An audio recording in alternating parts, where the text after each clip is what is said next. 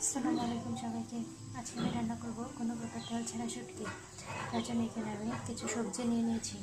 তার মধ্যে রয়েছে টমেটো, মিষ্টি কুমড়া, টগা, কালো বেগুন, পেঁয়াজ পাতা, গোল আলু, মিষ্টি আলু।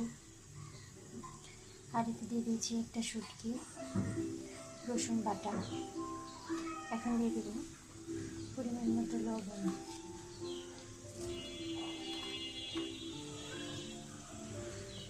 ধনিয়া গুঁড়া,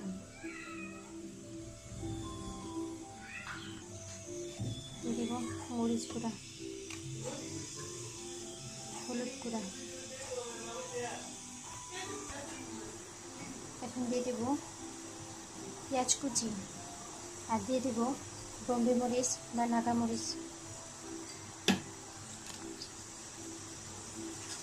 এখন দিয়ে দিয়েছি পানি, যাতে সবগুলো সবজি ভালোভাবে সিদ্ধ হয়ে যায়। খুব বেশি পানি দেওয়ার প্রয়োজন নেই, কারণ সবজিগুলো এমনিতেই সিদ্ধ হয়ে যাবে। অল্প আছে, এটা আমি সিদ্ধ করে নেব। চুলায় বসিয়ে দেবো।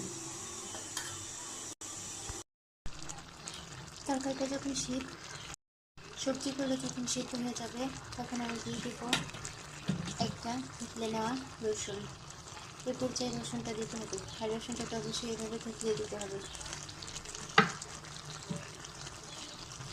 দিয়ে এখন মিশিয়ে নেব।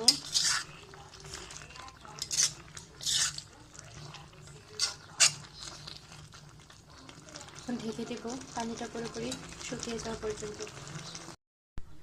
তেল ছাড়া আমার শুটকির তরকারিটা একদম রেডি। ঝোলটার পর্যায়ে এরকম থাকে। আপনার চাইলে একটু শুকিয়ে নিতে পারেন। তৈরি হয়ে গেল কোনো প্রকার তেল ছাড়া সবজি দিয়ে শুটকি রান্না। আপনারা বাসায় অবশ্যই ট্রাই করবেন, আর কেমন হয়েছে আমাকে কমেন্ট বক্সে জানাবেন।